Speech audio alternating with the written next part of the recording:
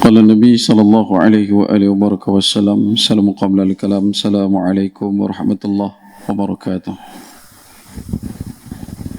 الحمد لله رب العالمين والصلاة والسلام على أشرف الأنبياء والمرسلين وإمام المتقين وعلى آله وأهل بيته وصحبه أجمعين. أشهد أن لا إله إلا الله وحده لا شريك له وأشهد أن محمدا عبده ورسوله لا نبي بعده. إن الحمد لله نحمده ونستعينه ونستغفره من شرور أنفسنا ومن سيئات أعمالنا من يهده الله فلا مضل له ومن يضلل فلا هادي له. سبحانك لا علم لنا إلا ما علمتنا إنك أنت العليم الحكيم. وتب علينا يا مولانا إنك أنت التواب الرحيم. اللهم إنا نسألك فهم النبيين وحرز المرسلين وإلهام الملائكة المقربين. اللهم أغننا بالعلم وزينا بالحلم وأكرمنا بالتقوى وجملنا بالعافية. نويت التعلم بالتعليم وتذكر بالتذكير ونفع والانتفاع والإفادة والاستفادة والحث على التمسك بكتاب الله والسنة رسوله والدعاء إلى الهدى ودلالة على الخير ابتغاء وجه الله وقربه ومرضاته وثوابه لله تعالى. اللهم انصر الإسلام والمسلمين والمؤمنين والمجاهدين والمستضعفين في غزة وفي الضفة وفي فلسطين وفي الشام وفي كل مكان وكل زمان. اللهم ارفع عنا الغلاء والبلاء والوباء والفحش والجدب والقهط والفتن والمهن ما ظهر منها وما بطن في بلادنا هذا خاصة ومن بلدان المسلمين عامة إنك على كل شيء قدير. اللهم بارك لنا في رجب وشعبا وبلغنا رمضان. اللهم إنا نسألك رضاك والجنة ونعوذ بك من سخطك والنار. رب اشرح لي صدري ويسر لي أمري واحلل عقدة من لساني يفقه قولي. أما بعد. Alhamdulillah, yang saya muliakan Tuan Imam Sahibul Fadilah, Tuan Imam Masjid Al-Muhsi Simpang 3 Tasikmalaya, Seberang Peraya Utara Pulau Pinang, barisan tertinggi lanjutan kuasa daripada pengerusi, timbalan pengerusi, setiausaha bendahari dan komiti tertinggi dalam lanjutan kuasa Masjid Al-Muhsi Simpang 3 Tasikmalaya, Seberang Peraya Utara Pulau Pinang. Seterusnya tuan-tuan guru, para alim ulama, para asatizah, para habaib, sedang hadirin hadirat muslimin muslimat rahimakumullah sekalian. InsyaAllah kita bermohon kepada Allah Subhanahu wa taala, moga-moga pertemuan kita pada malam ini Allah Taala limpahkan keberkatan dan perpisahan kita kelak Allah Taala kurniakan limpahan kerahmatan. Pertama-tamanya dan selama-lamanya kita rafa'kan syukur kepada Allah Subhanahu wa taala dengan faham, sedar dan segar bahwasanya Allah jualah yang menciptakan langit dan bumi serta apa yang ada di antara keduanya dengan kekuasaan mutlak milik Allah dan ketunggalan Allah Subhanahu wa taala. Seterusnya selawat serta salam ke atas junjungan besar baginda Nabi sallallahu alaihi wasallam. Manusia menjadi asbab musabab paling utama dan mulia sehingga kita diberikan kebaikan, kita dihimpunkan dalam ketaatan, diberikan pinjaman iman dan Islam sampai ke malam ini. Justru berbanyak kauli kita untuk berselawat ke atas baginda Nabi sallallahu alaihi wasallam kerana tidak ada satu pun perkara yang Allah Subhanahu wa taala mempertamakan dirinya dalam melakukan dan mengkeduakan para malaikat dalam melakukan perkara tersebut melainkan perintah selawat ke atas baginda Nabi sallallahu alaihi wasallam. Bila Allah Azza wa Jalla berkehendak untuk hamba-Nya melakukan ibadah salat, maka yang melakukan ibadah salat itu adalah hamba-Nya dan bukan Allah dan para malaikat.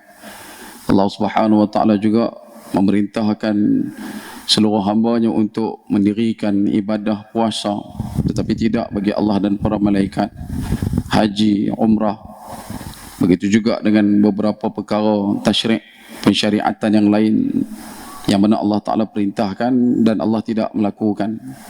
Bahkan malaikat juga tidak serta melakukan perkara tersebut.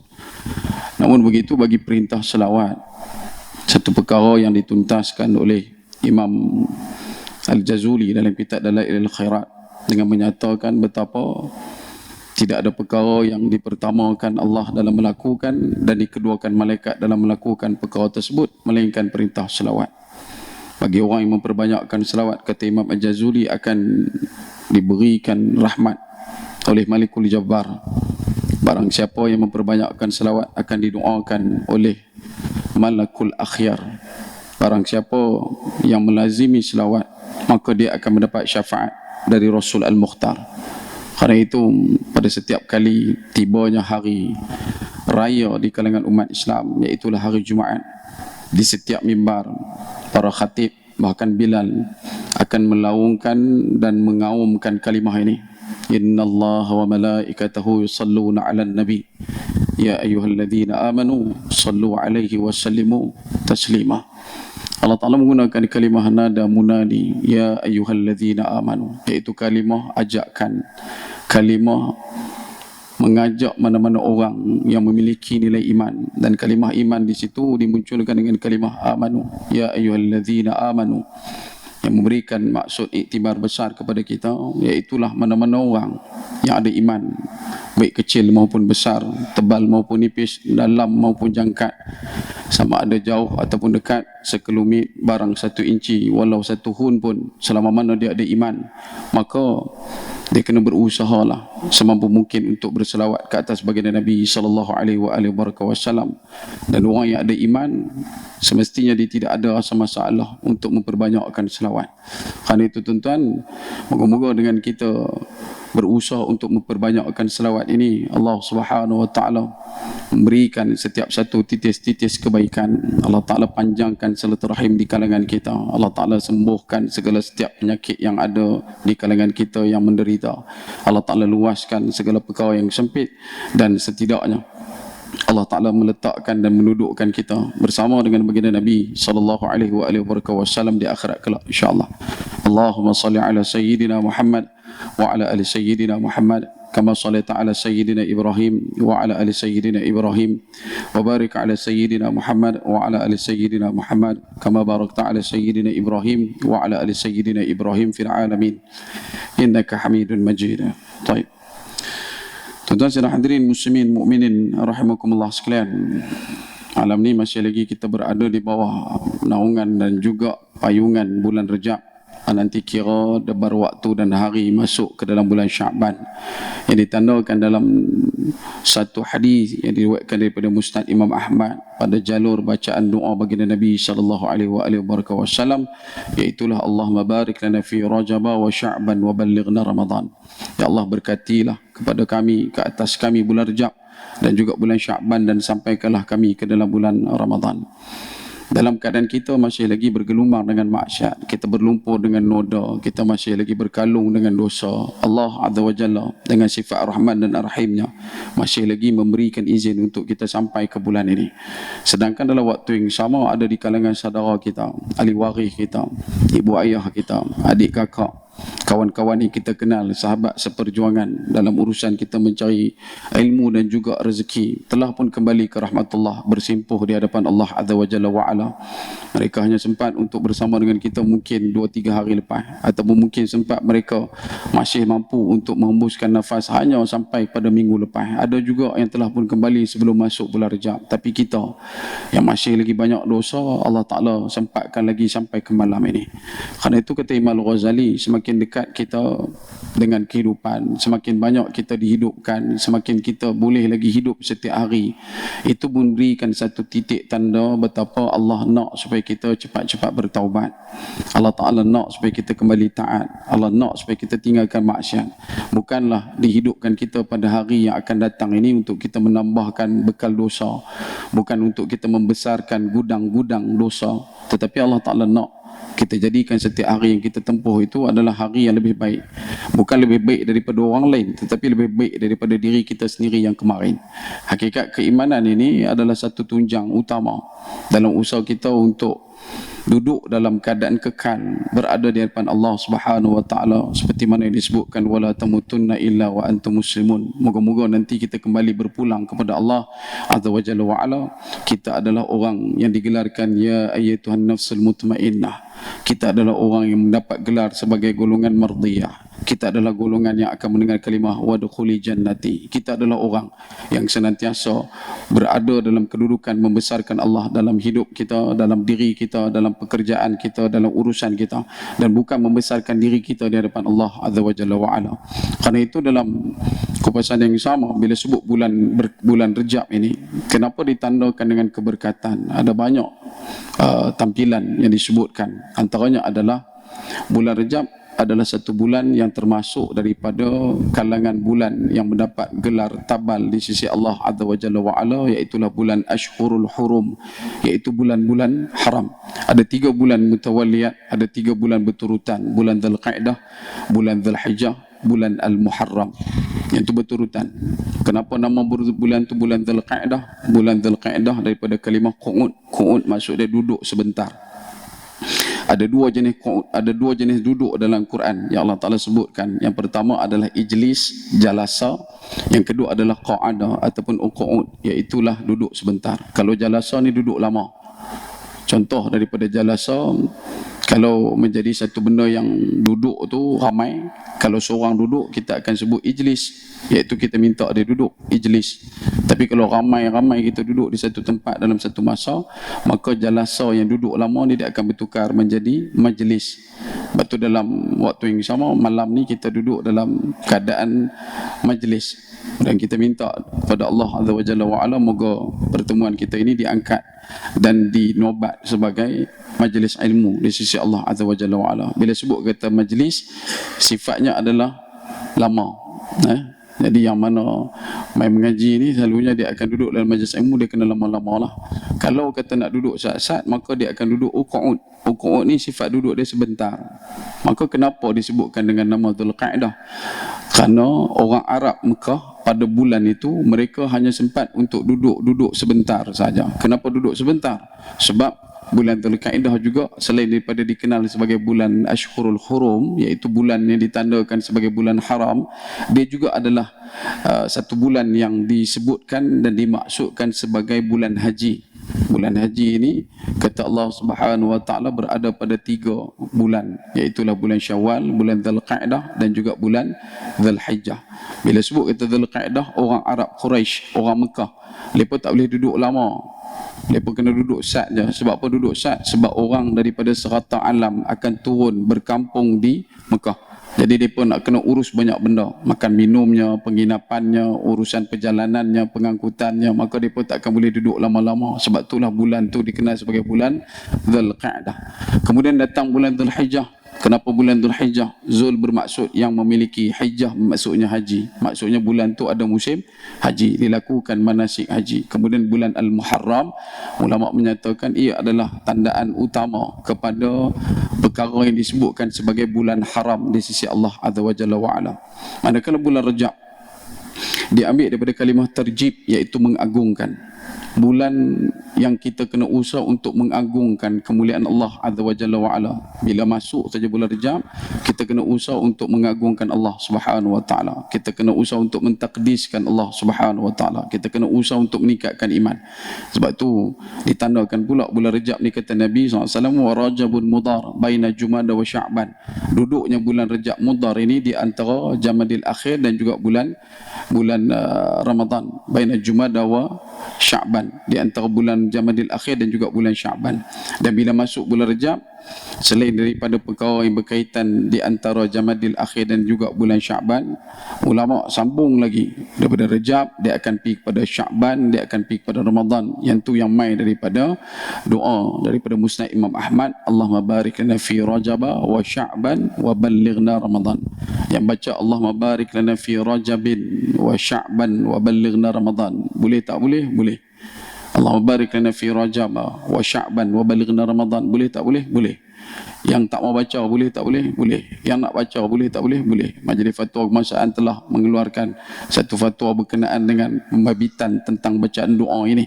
Maka ia disebutkan dengan tuntas daripada segenap seluruh negeri di Malaysia, doa ini adalah yang dibenarkan. Cuma kalau baca Rajabin, sebagian ulama lughah mengatakan ia adalah bermaksud semua Rejab. bukan dekat Rejab kali ni, Rejab yang lepas, Rejab yang depan, Rejab yang akan datang. Tapi kalau Rajab dia dah masuk pada bab takhasus, iaitu bab pengkhususan untuk Rejab kali ni. Kita minta Rejab kali ni adalah Rejab yang lebih baik daripada Rejab yang lalu. Bila masuk bulan Rejab juga, kalau kita duk ingat Dr. Roybah Zuhaili, dia juga pernah menyatakan ayah dia tu bila masuk bulan Rejab akan mula puasa daripada 1 Rejab sampai habis Ramadan. Maksudnya 3 bulan direct kan. Jadi orang simpan 3 hak muka cengeng-cengeng tu, duk jegir daripada awal tu, kalau boleh puasa siap. Puasa daripada 1 hari bulan sampailah 30 hari bulan.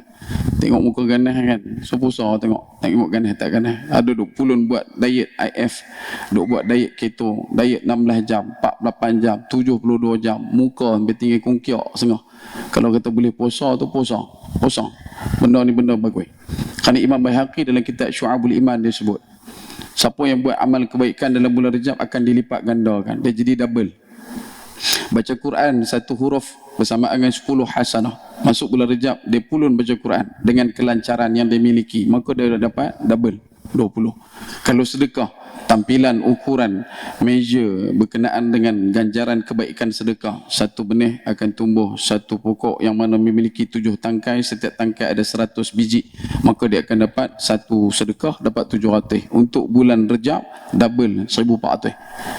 Maka bila sebut berkenaan dengan kebaikan yang begitu banyak, kita sepatutnya masuk bulan Rejab yang mungkin hanya tinggal beberapa hari ini, kita kena usaha untuk tingkatkan amalan. Begitu juga kata Imam Al-Baihaqi, bagi orang yang melakukan kemaksiatan juga kena jaga, berisiko. Bulan Rejab ni dia juga akan jadi double. Tandaan dosa tetap 1, tetapi bila masuk bulan Rejab, dia melakukan dalam keadaan menafikan keagungan Allah Azza wa Jalla wa Ala, menafikan segala ketaatan kepada Allah, maka perkara itu akan jadi double. Dikutip daripada kitab Syu'abul Iman. Masuk bulan Sya'ban pula, dia punya matematik dia lari, dia lain. Kiraannya tak sama. Dia akan jadi 60 ke 70 kali ganda. Jadi orang pun berkat fikir. Dia kata, kalau aku tu tak payah buat apa bulan ni, kita buat bulan depan. Pasal bulan depan 60 kali ganda. Kan kalau baca 10, dapat 60. Bulan ni dapat 20 kan. Jadi dia taruh bulan depan. Boleh, kata ulama', dengan syarat dia confirm esok tu dia masih hidup. Kalau esok dia masih hidup lagi, dia confirm, angkat tangan. Orang simpan 3, dia confirm, siapa sini esok masih boleh hidup, dia angkat tangan dengan kaki-kaki sekali, esok masih boleh hidup, silakan. Tapi kalau kita tak confirm esok boleh hidup ke tidak, mungkin malam ni malam terakhir, maka kita kena usaha untuk fastabiqul khairat. Masuk bulan Ramadan, kata Imam Baihaqi, ganjarannya adalah lebih besar. Paling tidak kalau siapa yang nak pulun kira, seperti mana disebutkan oleh Imam An-Nawawi bila mana didatangkan hadis berkenaan dengan hadis Imam Muslim yang menyatakan, man sama Ramadana imanan wa ihtisaban ghafira lahu ma taqaddama min zambi. Maka kata Imam An-Nawawi, yang disebutkan man sama Ramadana imanan wa ihtisaban, ihtisaba, iaitu orang yang bermuhasabah. Muhasabah ni kalau ambil daripada kalam Sayyidina Umar Al-Khattab radhiyallahu an, hasibu qabla an tuhasabu, hisablah diri kamu sebelum kamu dihisab. Maka ia bermaksud timbang tara pada diri kita, timbang-timbang dosa kita, kita timbang-timbang pahala kita. Maka kata Imam Nawawi, kalau orang tu dia jenis duk kira pahala, dia baca Quran hari ni surah Al-Kawthar, ada 43 huruf, 43 kali 10, dia kata dapat 430 lah. Bulan Rejab kali dengan 2, dapat dekat dia 860. Maka dia duk pulun kira hak tu pun, orang macam tu dikira pahala ganjaran kebaikan di bulan Ramadan. Sampai teratur, kata Imam An-Nawawi. Tapi kalau kita nak ambil daripada penutup berkenaan dengan ganjaran bulan Ramadan, kata Imam Al-Baihaqi, pahala untuk bulan Ramadan seluruhnya daripada malam pertama sampailah petang terakhir hanya berada dalam genggam takluk Allah Subhanahu wa taala, tanpa diketahui oleh siapa pun tak tahu. Sebab tu ditandakan perjalanan Ramadan itu bermula dengan lillah dan berakhir dengan lillah. Kita nak puasa, kita akan niat, dan hujung niat kita akan sebut lillahi ta'ala.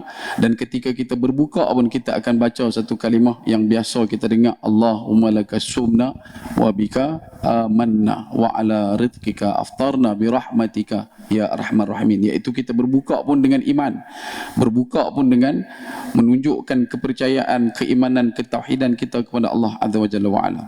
Dan bulan Rejab ini daripada relung sejarah dalam petak perjalanan sejarah umat, Kalau ikut pada zaman Nabi SAW, Nabi sebut wa Rajabun Mudar. Kenapa Rajab Mudar? Mudar ni bukan nama makhluk apa ke? Rajab Mudar. Mudar ni maksudnya satu kabilah. Satu kabilah yang duduk di Mekah. Mekah ni dia ada banyak kabilah. Nabi pun, keturunan Nabi dikenal pada banyak. Nabi pernah menyatakan, aku adalah daripada Bani Abdul Muttalib, aku adalah keturunan Bani Hashim, aku adalah Bani Abdul Manaf, aku adalah Bani Kinanah. Dalam satu riwayat Nabi sebut, aku adalah keturunan Bani Kinanah yang suka makan daging kering. Nabi SAW juga menyatakan, aku ini adalah keturunan daripada Bani Adnan, yang tu yang mai selawat Adnan, sallallahu alaikallahu ya Adnani. Mudar di mana? Mudar ni kalau ikut daripada susur galuh keturunan Nabi, dia ada peringkat yang ketiga sebelum daripada Adnan. Daripada Muhammad bin Abdullah bin Abdul Muttalib bin Hashim bin Abdul Manaf bin Qusay bin Kilab bin Murrah bin Ka'ab bin Lu'ay bin Ghalib bin Fihir bin Malik bin Nadar bin Kinanah bin Khudaimah bin Mudrikah bin Ilyas bin Mudar bin Ma'ad bin Adnan. Daripada susur galuh Adnan, dalam satu riwayat disebutkan Adnan bin Abdi bin Adri bin Muqawam bin Nahur bin Tarikh bin Ya'rab bin Yazju bin Nabit bin Ismail alaihi salam. Nabi Ismail alaihi salam bin Nabi Ibrahim alaihi salam. Ibrahim alaihi salam bin Azar bin Nahur bin Kinan bin Arfaqshad bin Sam bin Nuh alaihi salam. Nabi Nuh alaihi salam. Daripada Nuh bin Miqlail bin Matushadah bin Kinan bin Anwas bin Thith bin Adam alaihi salam. Nabi Adam alaihi salam bin tak, jangan duk fikir. Saya duduk puluh pula kan. Nabi Adam bin apa? Tak ada bin. Kalau fikir juga lagi bengong ah. Bukan bin dah. Sebab itu dalam keturunan Nabi SAW ada terselit dekat situ Bani Mudar. Bani Mudar ni bila masuk bulan Rejab, mereka lah satu-satunya kabilah. Kalau ikut pada tandaan riwayat daripada Ibnu Ishaq dan juga Ibnu Sa'ad, bahkan sebahagian juga dimuatkan oleh Ibnu Hisham, Bani Mudar ni satu keturunan yang mana masuk bulan Rejab mereka tak perang.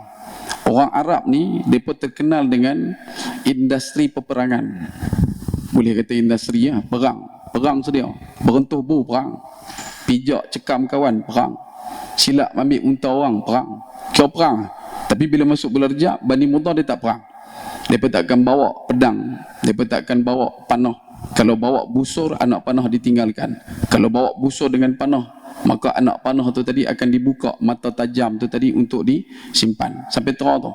Kalau bangsa lain, kabilah lain main duk kacau mereka pun, mereka takkan layan. Tak wujudkan konfrontasi, kontroversi, pertembungan, pertempuran dan peperangan, sebab mereka memuliakan bulan Rejab. Dan kerana itu, kita yang mengaku sebagai umat Nabi SAW, kalau kata tengok pada apa yang ditunjukkan oleh Rejab Mudar, bangsa Mudar ni, Bani Mudar, mereka adalah orang yang tak beriman sebahagiannya. Mereka yang tak beriman pun boleh meninggalkan perang, boleh meninggalkan percanggahan, boleh meninggalkan pertembungan dan pertempuran. Tapi kita yang beriman, masuk bulan Rejab masih lagi duk berkeli, tak puas hati dengan jiran, duk berkeli dengan kawan sekerja, duk berkeli dengan mak ayah, duk tak puas hati dengan adik-beradik, maka ketahuilah nilai tersebut adalah lebih buruk dan lebih teruk daripada orang kafir Quraisy yang memuliakan bulan Rejab. Sebab itu antara peringatan sebenarnya masuk bulan Rejab ni kita dah kena standby. Kata ulama, dikutip daripada kitab Latiful Ma'arif Ibn Rajab Al-Hambali, disebut apa? Bulan Rejab dengan bulan Sya'ban ni adalah bulan untuk mempertingkatkan ilmu faham tentang puasa.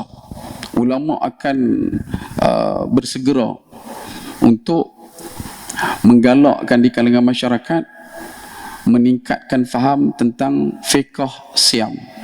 Fiqh siam, bukan menikah siam, fiqh siam. Maksud dia kefahaman tentang puasa, rukun, wajib, syarat, siapa nama perkara batal puasa dikliarkan dalam bulan Rejab dan juga bulan Sya'ban. Sebab tu selalu daurah dilakukan di pondok-pondok. Kalau kata Masjid Al-Muhsi, mungkin dalam beberapa waktu yang akan datang buat daurah berkenaan dengan bulan Ramadan. Sila buat. Sebab apa nanti masuk bulan Ramadan, di kalangan ulama salafus salih, mereka tidak akan lagi melakukan ataupun menganjurkan halaqah-halaqah berkaitan dengan fiqh puasa. Kata Imam Rabi', anak murid Imam Syafi'i, dia sebut Imam Syafi'i masuk bulan Ramadan, kelas dia tutup, kuliah dia tutup, halaqah dia tutup. Tak ada lagi dah soal jawab apa, tak ada. Sebab dia cuma tumpu pada 3 benda: siyam, qiyam, Quran. Masuk satu Ramadan sampai habis Ramadan tak ada benda-benda tu. Begitu juga dengan beberapa bilangan ulama di zaman salafus salih. Bila nak menerah benda berkaitan dengan puasa, bulan Rejab dengan bulan Syaban. Itu dulu-dulu tok guru dia selalu sebut masuk bulan Rejab dengan Syaban ni hampa kena pergi pondok, pergi mengaji kat pondok. Nanti selalu akan ada daurah tentang puasa. Kita pun belah sini pun nak pergi pondok tu jarang. Dia pergi buat pondok, tu masalah. Dulu tak apa, Malakov ada. Kan, Lahak Miang dulu mana ada apa lagi. Boleh dia pergi buat pondok dalam tu. Dia pun buat pondok agak bulan Rejab. Pasal apa? Lagi 2 bulan nak puasa. Saya elok masuk bulan puasa, dia boleh pergi lepak kat pondok tu. Itu pondok lain bang. Yang saya cerita ni pondok mengaji, bukan pondok tu. Pondok tu pun bagus ke. Dia pergi bubuh banner ceramah agama. Dalam Kelabah Sawit tu, belah Malakov. Malakov pula tak ada panggil Setia. Kan, Lahak Miang orang tak kenal dah. Orang panggil Saintek. Belah sini. Tak ada dah kunci Aceh pun orang tak perasan dah. Lah semua naik habis jadi bertam. Esok main musim bukan minta lah. Tera dulu banjir pun kita baru kenal apa itu tasik gelugong. Masa banjir berat dulu, masa banjir besar dulu kita baru tahu mana dia kampung tasik. Masa banjir dulu baru kita tahu tak mana yang kita Lahak Yui. Masa banjir baru kita tahu tak mana Kubang Menarong. Masa banjir baru saya tahu kampung saya Ayak Melintah. Masa banjir pasal Ayak Melintah jalan baru tahu kata yang tu kata banjir bagi keluar balik nama. Yang tu zaman pokok kelapa sawit, kolam dalam kelapa sawit berlambak. Ayak boleh lari pergi duduk dalam kolam. Lah dia tak ada arah kolam. Tonton tarik daripada hujung pokok sana rapat sampai ke belah belakang bertam. Tonton tarik mai pula sampai ke hujung Matan Lasat. Tarik mai belah kita berhenti ke Lahak Miang, keliling paku naik, semua tengah naik bangunan. Esok soalan dia, ayak kalau kata banyak tapi mana? Ayak Melintah. Tapi tak lain lah. Tak tu lah. Kan?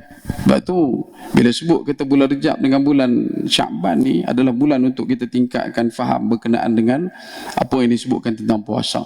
Sebab nanti bila masuk bulan Ramadan, antara soalan yang selalu masuk dalam WhatsApp, telefon, hari pertama, hari kedua, apa hukum korek hidung? Kita sampai cemui. Bukan kata setahun dua, tiap-tiap tahun.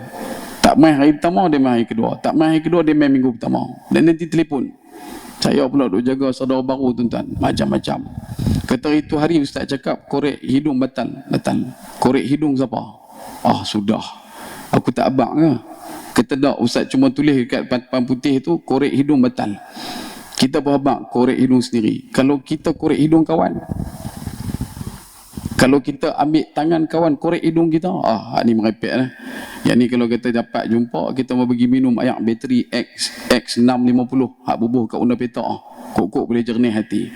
Sebab tu bulan Rejab, bulan Syaban bukan bulan untuk kita duk gelut dengan benda-benda lain. Bahkan sebagian ulama kontemporari juga sebut bulan ni lah bulan untuk kita pergi cari segala persiapan masuk Ramadan. Bukan dekat persiapan ilmiah tetapi juga persiapan jasadiah. Segala baju raya, tirai, tudung tingkap ke apa-apa, semualah.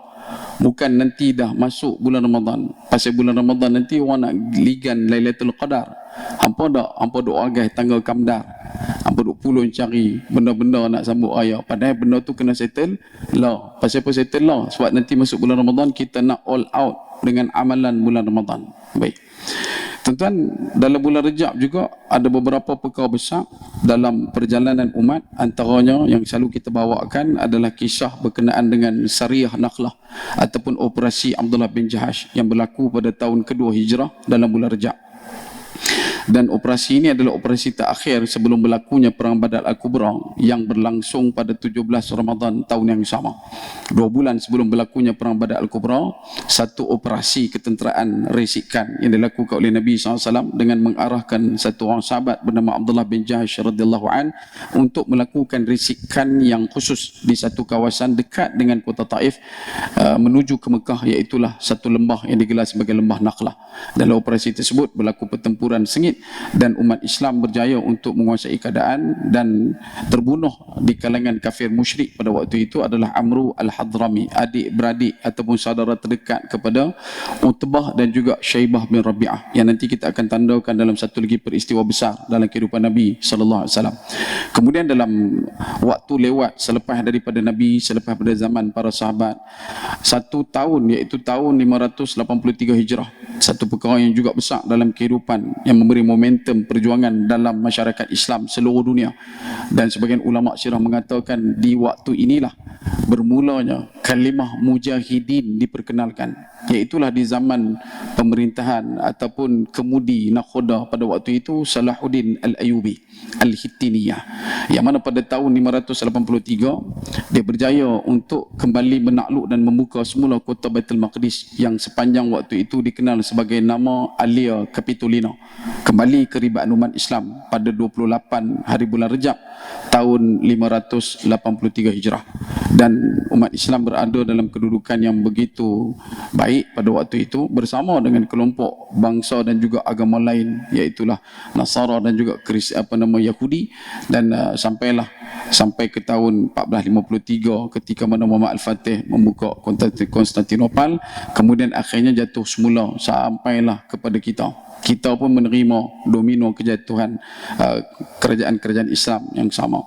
Namun yang peristiwa yang menjadi perkara besar yang dibincangkan saban tahun, perkara yang malar segar, perkara yang pasti akan dicungkilkan kisah ceritanya, akan dibongkar selongkar rasanya, adalah kisah berkenaan dengan Isra wal Mi'raj.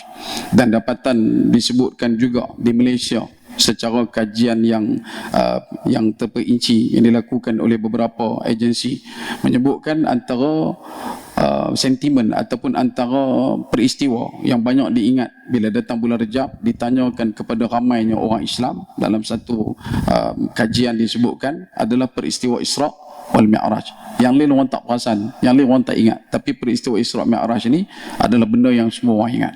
Cuma tampilan yang kita dengar selalu daripada setiap kali Isra wal Mi'raj adalah beberapa juzuk dalam penceritaan, dan kebanyakannya kita akan dengar daripada proses pertama lah, daripada mula Nabi SAW sampai datangnya malaikat Jibril, kemudian adanya pembelahan dada, dibawanya melakukan tawaf, naik burak pergi ke Masjidil Aqsa, kemudian melalui satu lagi proses Mi'raj, bertemu dengan Allah Subhanahu Wa Taala melalui satu kawasan yang disebutkan dan digelarkan dengan Sidratul Muntaha, bertemu dengan Allah Subhanahu Wa Taala, mendapat perintah salat, kemudian 50 waktu itu dikurangkan sampailah tinggal 5. Kemudian bila habis 5 tu, Nabi SAW tak lagi naik berjumpa dengan Allah Taala sebab dah tak mau dah. 5 tu pun dah rasa cukup dah tu, malu dah nak minta. Kita pun bila dengar kisah sampai tu, hak belakang tu dia duduk runah kaki, dia kata kalau naik sekali lagi memang lah. Kalau Nabi naik sekali lagi tu memang dahsyat. Kan? Taubat, tak ada masjid lah, tak ada syiar, tak ada lah daulah, tak ada lah apa-apa yang kita rasa hari ni. Sebab apa? 5 tu mewakili 50. Satu waktu solat bersamaan dengan 10. Kalau kita nak ambil kira dengan faham akal, sehari 50 waktu, sehari kita 24 jam, kurang lebih lah, kurang lebih. Sehari kita kena solat 28 kali. Masjid Al-Muhsi ni ingat tak dan buh nama. Tak dan buh nama. Kalau kita nak ambil siak saja kena ada 700 orang. Tok Bilal kurang-kurang 322 orang. Tok Bilal saja. 28 kali solat bang. Anda nak hantar anak pi tadika, tak ada anak. Dan nak pi cari pampers murah, tak ada anak. Dan nak pi buat live tekan bank kuning, tak ada anak. Nak buka Lazada, nak pi cari kasut sukan, tak ada anak. 28 minit bang. Setiap kali nak solat tu 28 minit dah selang dah. Bukan dekat subuh sampai Jumaat. Subuh nanti pun pakat riuh rendah. Subuh tu, lepas pada subuh ada lagi solat. Tera 5 solat tu pun duk confuse. Lohok ke Zuhur? Dia pun tak tahu. Lohok ke Zuhur ni? Nak buat semayang ni? Nak niat ni? Tu tera 5. Kalau 50. Sebab tu dengan izin Allah Azza wa Jalla wa Ala, dengan rahmat yang bersama dengan Nabi sallallahu alaihi wasallam, maka kita dapat kunjungan kebaikan ni. Kemudian sampailah Nabi turun balik, kemudian Nabi Isra balik mai ke Mekah. Dan yang kita nak bawakan malam ni sikit ya. Dia banyak cerita Isra Mi'raj yang tuan-tuan pun lebih faham dan lebih maklum daripada hadut depan ni. Saya nak menyampaikan ni tak tahu mana pun, tuan-tuan lebih tahu.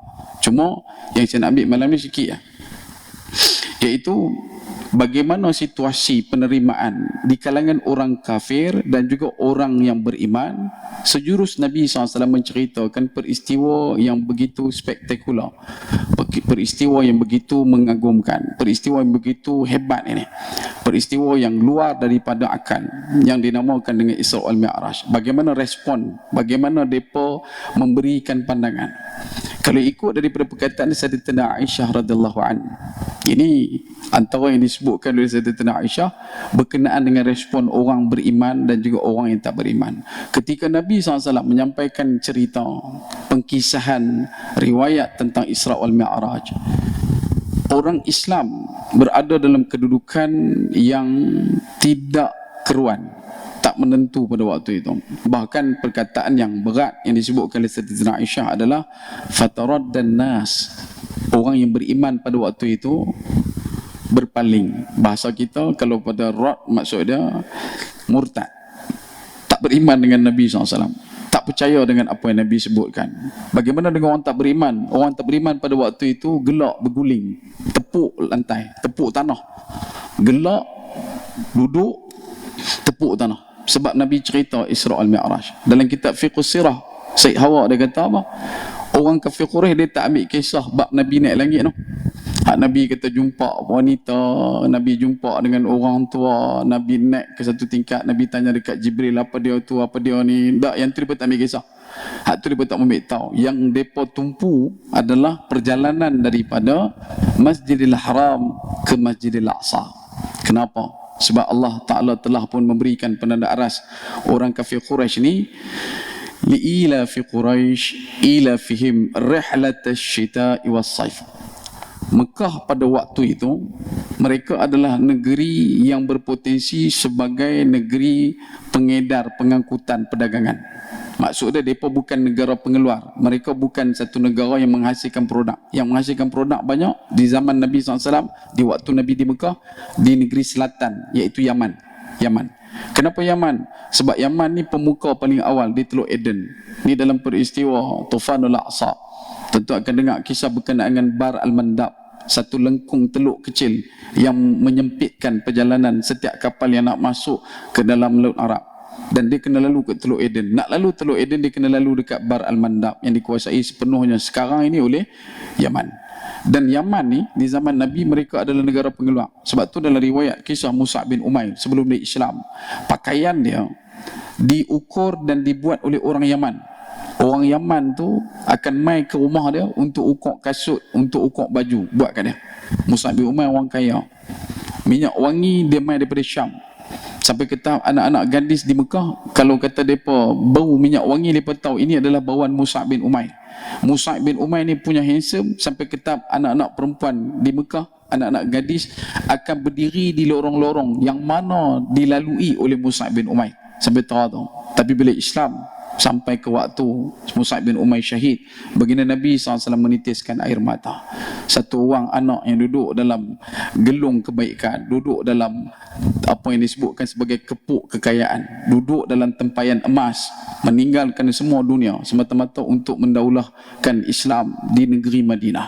Dan dia lebih awal sampai ke Madinah sehingga Islamnya As'ad bin Zurarah, Sa'ad bin Mu'az radhiyallahu anhum. Dan dia sanggup tinggalkan. Sebab tu Nabi sedih, Nabi menangis sebab bila mana dia syahid, kain yang dia ada tu nak tutup kepala, jengui kaki, tutup kaki, jengui kepala. Nabi sedih sebab orang ini bersaksi dengan kebaikan akhirat tanpa pernah meletakkan dunia dalam hati dia. Sebab tu Yaman dia adalah negara yang buat produk, manakala Madinah yang bahagian utara atas daripada Mekah, mereka adalah negeri yang mengeluarkan produk berkaitan dengan pertanian, bab apa kurma, bab buah-buahan semua di Madinah, bab penternakan unta semua Madinah. Jadi Mekah ni dia cuma ada lori-lori lah, sebab dia untuk perdagangan pengangkutan. Sambung lah. Saya mohon untuk tuan-tuan minta izin untuk kita renjakkan waktu pembinaan salat isyak pada malam ini untuk saya menghabiskan tajuk yang bakal kita selesaikan insya-Allah. Baik. Apabila kita sebutkan tentang Madinah, Madinah adalah negeri yang terkenal dengan industri penternakan dan juga pertanian. Itu semua maklum. Jadi di Mekah ni kalau nak faham mudah, dia adalah negeri yang berkaitan dengan logistik. Ambil barang, hantar barang, ambil barang untuk dagang, ambil barang untuk patah balik mai ke Yaman tu ya. Jadi kalau nak lagi mudah antara analogi dia, di Mekah pada waktu tu yang penuh tu kira GDEC, DHL, hak tu lah. Kan? Hak jenis Ninja Van, hak tu ya banyak. Dia tak ada produk-produk yang dibuat di situ. Jadi bila Nabi SAW sebutkan tentang peristiwa Isra', iaitu perjalanan daripada Masjidil Haram ke Masjidil Aqsa, maka benda ni adalah perkara yang terawal yang memicu ketidakpuasan hati orang Quraisy kepada Nabi SAW, termasuk yang beriman. Kenapa? Sebab benda tu adalah benda yang takkan mungkin berlaku, kerana Nabi pergi dalam masa satu malam. Ketika mana Nabi berhadapan dengan situasi itu, Abu Jahal yang berada pada tempat yang sama telah pun merasakan betapa hari itu dan pagi itu adalah pagi terakhir untuk orang di Mekah menerima ataupun beriman kepada Nabi SAW. Sebab tak ada siapa lagi yang akan percaya. Betul lah apa yang dibawakan dalam manifesto membunuh karakter Nabi, iaitulah dengan mereka mengatakan Nabi adalah seorang pendusta. Dan pagi itu semua orang pakat tahu, kata Nabi cerita benda yang tak boleh diakalkan. Sebab tu bila kita sebut tentang benda ni, benda Isra' wal Mi'raj, Allah yang Maha Penyayang lagi Maha Mengasihani, Allah Ta'ala mulakan kalimah perjalanan Isra' wal Mi'raj. Kalau kita tengok pada tampilan surah Al-Isra' ayat yang pertama, Allah Ta'ala mula dengan kalimah Subhanallazi. Kalimah Subhanallazi ni tuan-tuan, Allah Ta'ala ulang dalam Quran sebanyak 4 kali. Satu dalam surah Isra' ayat 1, lagi 2 diulang dalam surah Yasin, dan yang keempat adalah surah Zukhruf ayat 13. Surah ni mungkin kita tak apa nak perasan, tapi kalimah Subhanallazi itu kita ingat. InsyaAllah orang simpang 3 ingat, iaitu Subhanallazi sakhkhara lana hadha wa ma kunna lahu muqrinin wa inna ila rabbina lamunqalibun. Doa naik kenderaan. Kata guru saya, pasal apa kita baca doa naik kenderaan? Pasal kita nak naik kenderaan. Kalau tak baca, kenderaan naik kita. Jadi kita membaca doa tu. Kalimah Subhanallazi ni adalah satu kalimah yang berdiri pada kalimah Subhan. Subhan akan muncul dalam Quran banyak lah. Ada Subhanallah, ada Subhanah. Subhanah dalam Quran saja ada 14 kali. Subhanahu. Mana-mana ayat Quran yang kita baca jumpa kalimah Subhan, Subhanallah, Subhanah, Subhanallazi, perlu kita kena tahu rumus dia, iaitu jumpa ayat tu kita kena pakai, kita kena faham, kita kena tahu benda yang diceritakan tentang ayat yang ada kaitan dengan Subhanallazi itu adalah benda urusan Allah Subhanahu Wa Taala, bukan urusan kita. Sebab tu bila mai kita sebut Subhanallazi asra bi'abdi, makna kata yang memperjalankan Nabi siapa dia? Allah. Bila Allah yang memperjalankan Nabi, bagi faham akal tak boleh, sebab makhluk terbatas. Allah tidak perlu kepada keterbatasan. Dan bagaimana perjalanannya itu diikat juga pada kalimah asra. Kenapa asra? Bukan sara. Kalau sara berjalan malam, tapi asra diperjalankan, bukan Nabi berjalan. Bukan dikenakan inisiatif kreatif Nabi untuk berjalan. Allah yang berjalankan Nabi SAW. Jadi Allah penguasa kepada dimensi ruang dan masa. Allah boleh buat bukan tekat macam tu, lebih daripada tu pun boleh. Jadi bila nak fahamkan situasi ini, dengan kita usaha untuk ikat dengan akal, dia adalah satu benda yang takkan boleh capai, takkan boleh sampai. Sebab benda tu adalah perkara yang berpertentangan. Mana tidaknya tuan-tuan, dalam prinsip sains, sifat api itu membakar. Tapi dalam Quran Allah Ta'ala kisahkan tidak bagi Nabi Allah Ibrahim alaihissalam. Jadi macam mana sains nak proofkan benda tu? Begitu juga dengan sifat kejadian manusia dalam ilmu biologi, anatomi tubuh badan manusia, dalam bab genealogi, DNA dan sebagainya. Kewujudan manusia itu diukur ikat pada kemampuan jalinan sanding ganding kromosom X dan Y. Ini sains lah, kan? Ada kromosom daripada lelaki, daripada perempuan, kemudian wujudlah percampuran dekat situ benih, dan akhirnya baru wujud anak yang mendiami rahim ibu, dikenal sebagai janin, dan kemudianlah lahir jadi seorang bayi. Tapi tapi tidak dalam pemahaman akidah Islam. Sebab dalam Islam kita faham kewujudan manusia berdiri pada 4 karakter. Ada 4 kaedah. Yang pertama, wujud tanpa perlu lelaki dan perempuan. Yang kedua, wujud hanya perlu kepada lelaki. Yang ketiga, wujud hanya perlu kepada perempuan tanpa lelaki. Yang keempat, wujud kepada lelaki dan perempuan. Yang nombor 1, tak perlu lelaki, tak perlu perempuan, tapi ada. Siapa dia? Kun fayakun, kata Allah, Nabi Adam alaihissalam. Begitu juga yang kedua, Siti Hawa datangnya juga daripada Nabi Adam tanpa perlu kepada perempuan. Manakala yang ketiga, Nabi Isa alaihissalam, sampai Allah Ta'ala datangkan lagi peringatan dan juga penguatan ayat. Kamathali Adam, Nabi Isa alaihissalam itu diciptakan semisal, seakan-akan sama seperti mana Nabi Adam. Cuma Nabi Adam clear, tidak ada lelaki perempuan. Untuk Nabi Isa ada ibu dia, iaitulah Siti Maryam. Dan akidah umat Islam berdiri pada titik Nabi Isa dilahirkan oleh Siti Maryam dalam keadaan Siti Maryam tidak pernah disentuh oleh mana-mana lelaki. Berbeza dengan ikatan ataupun pemahaman rapuh yang menyebutkan Siti Maryam melahirkan Nabi Isa dalam keadaan Nabi Isa lahir tu tidak punya bapa. Lob lembak kita jumpa. Banyak kes lahir tanpa bapa. Bahkan kita pun duk guna perkataan term itu. Tapi beza dengan Nabi Isa. Nabi Isa lahir dalam keadaan ibunya tidak pernah disentuh oleh mana-mana lelaki. Itu berbeza. Sebab itu bagaimana kita nak cernakan sains dalam situasi ini? Kita bukan nak menempelak sains, apatah lagi menyokong tindakan beberapa orang yang mengatakan sains itu sihir. Tak boleh. Tonton tengok dalam Isra' wal Mi'raj. Antara benda yang kita sebutkan, ada satu orang lelaki nama dia Abul Qasim Abbas ibn Firnas, lahir sekitar tahun 801 Masihi di Malaga, Spanyol. Pada ketika era abad ke-9 tu, dia terinspirasi dengan peristiwa perjalanan Nabi, iaitulah Buraq dalam peristiwa Isra' wal Mi'raj. Kemudian dia juga terinspirasi daripada ayat ke-19 surah Al-Mulk, bila mana Allah Subhanahu wa taala memberikan satu ajakan kepada orang beriman untuk melihat, alam yara ila at-tayri fawqahum, untuk kamu melihat bagaimana terbangnya burung di udara, dan siapakah yang menopang, yang menahan burung tersebut berada kekal di dalam penerbangan. Abul Qasim Abbas ibn Firnas, bila mana dia mencerakinkan ayat ini dan juga situasi Isra' al-Mi'raj, sehingga dia sanggup untuk mencipta satu prototipe penerbangan manusia pertama di dunia. Dan dia buat satu alat yang diisi dan diletakkan bulu-bulu burung, macam bentuk burung juga, kepak burung tu. Kemudian dia pakai benda tu dan dia terjun daripada bukit, taklah tinggi sangat, kurang lebih macam bukit Tualang macam tu lah kan. Ni biar atas bukit Melira teruk ni bukit rendah Jadi dia try terbang, jatuh. Kemudian dia cuba lagi dengan meningkatkan lagi prototipe ataupun barang kepak yang dia buat tu.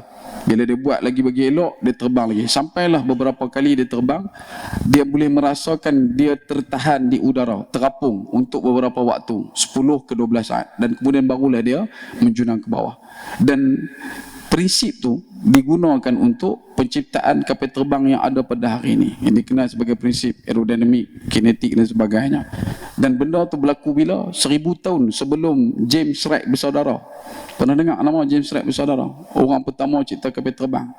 Bersaudara dengan siapa pun kita tak tahu. Tapi James Wright bersaudara tu dia cipta kapal terbang tahun 1800. 1000 tahun sebelum tu Abbas ibn Firnas ataupun Ibnu Firnas ni dah buat dah terbang, terinspirasi daripada Isra' wal Mi'raj.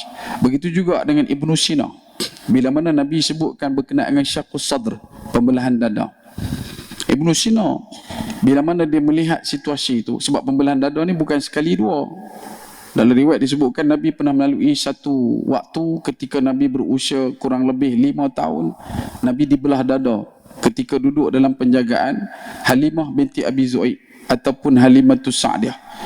Maka pada waktu itu Ibnu Sina merasakan pembelahan dada ni adalah satu benda yang boleh dilakukan dan orang masih lagi boleh hidup walaupun dah dilakukan pembelahan, sehingga membuatkan dia terinspirasi untuk mengkaji dalam bidang perubatan, mencipta alat-alat perubatan pembedahan, dan akhirnya dia dijadikan sebagai kiblat utama dalam pengajian perubatan dunia sampai ke hari ini. Kitab Qanun fi Tib adalah satu warkah dan juga satu masterpiece yang ditinggalkan oleh Ibn Sina, sampai ke hari ini masih lagi boleh dikaji. Bila ditanya macam mana dia boleh jadi orang macam tu, dia terinspirasi daripada salah satunya peristiwa Isra' wal Mi'raj. Sebab tu bila kita cuba melihat naratif ataupun nilai pandang berkenaan Isra' wal Mi'raj, dia bukan sekadar hanya pada penceritaan naik ke langit satu-satu tu saja. Itu pun betul.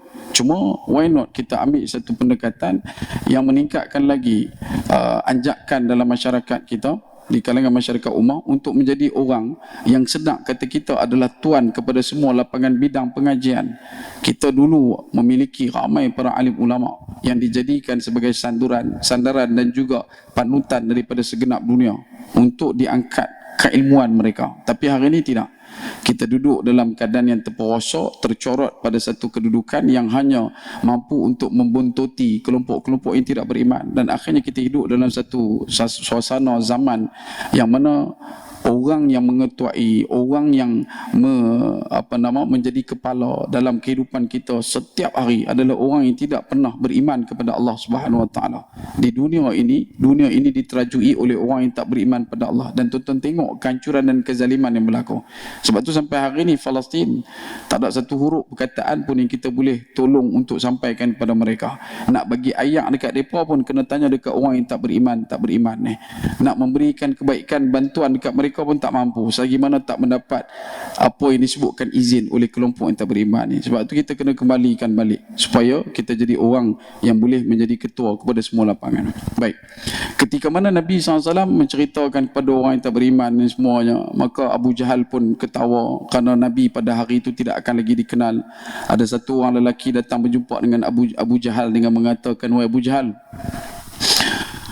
kenapa kamu ketawa?" Dia tergelak. Hari ini Muhammad takkan lagi diingat. Semua orang akan lupakan dia dah. Sebab dah nampak dah dia sendiri beritahu benda yang tak masuk akal, dan orang tolak apa yang dia sebutkan. Maka kata lelaki ni, kalau takat yang tak menerima perkataan Muhammad ini adalah orang-orang yang ada ni, ahli jawatan kuasa, exco kebersihan, exco rekreasi, biasa-biasa punya orang ni, dia kata no hal lah, benda ni small the pieces, kecil ya benda ni. Tapi kalau satu orang ni dia dengar benda ni dan dia pun tak percaya, maka bukan takat Muhammad SAW saja akan dikuburkan pada hari ini, tetapi setiap ajarannya, setiap laungan dakwahnya akan ditinggalkan sepenuh-penuhnya. Siapa? Yang seorang tu siapa dah? Seorang tu adalah Abu Bakar bin Abu Quhafah radhiyallahu an, yang pada waktu tu sebagai riwayat menyatakan belum lagi memiliki nama As-Siddiq. Maka Abu Jahal cari mana dia Abu Bakar di dalam kelompok manusia yang hadir mendengar penceritaan pengkisaan Isra' wal Mi'raj di depan Hijr Ismail. Dia tengok Abu Bakar mana tak. Maka dia pun panggil 2-3 orang pi rumah Sayyidina Abu Bakar. Rumah Sayyidina Abu Bakar ni dekat dengan Kaabah lah.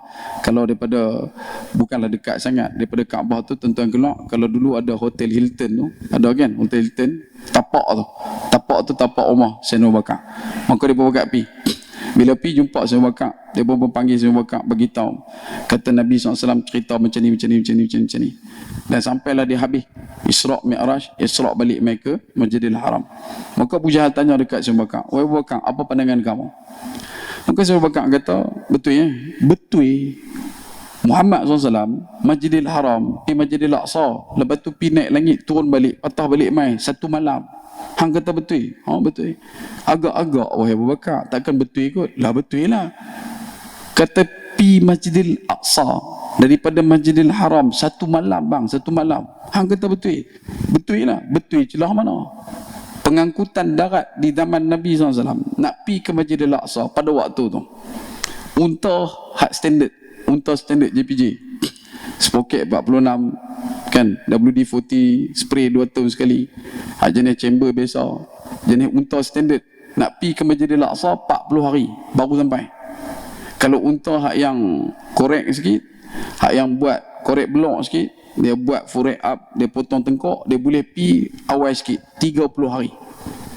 Hang beritahu Muhammad SAW boleh pi satu malam, hang percaya? Oi, merepek lah. Sayyidina Abu Bakar juga ahli pedagang. Sayyidina Abu Bakar pun tahu jalan perdagangan tu nak pi berapa lama. Dia tahu. Tapi dia kata sebab benda ni daripada Nabi, dia kata betul ya. Kalau Nabi sebut betul. Dia kata mana mungkin benda tu boleh berlaku dalam semalam, kata Abu Jahal. Kalau hari ni pula tuan-tuan, kalau kita nak compare balik perjalanan hari ni, kita kena menempuh 2066 km daripada Masjidil Haram ke Masjidil Aqsa. Kalau naik kereta kena jalan selama 35 jam baru sampai. Kalau naik kapal terbang 45 minit. Tu pun kena turun di Jordan, daripada Jordan kena patah balik mai ke Masjidil Aqsa baru boleh masuk Masjidil Aqsa. Tapi zaman Nabi Abang kata berlaku satu malam. Tapi pasal hakikat kita ni orang beriman, Allah Ta'ala dah bagi tahu dah. Subhanalladzi asra. Kita dah tahu dah. Ini urusan Allah Azza wa Jalla wa Ala. Maka bila disebutkan benda tu, Sayyidina Abu Bakar balas kepada Abu Jahal dengan mengatakan, wahai Abu Jahal, kalaulah benda langit datang bertemu dengan Muhammad pun aku percaya. Tapi kalau takat Muhammad naik jumpa dengan benda langit, lagilah aku percaya. Benda normal, tak ada masalah. Wahyu turun, Nabi beritahu kat kami, malaikat turun, Nabi beritahu kat kami, dan kami tahu kata benda tu berlaku dengan izin segala pembuktian. Maka kalau takat Nabi naik ke langit, jumpa dengan benda-benda langit, kami tak ada masalah untuk percaya.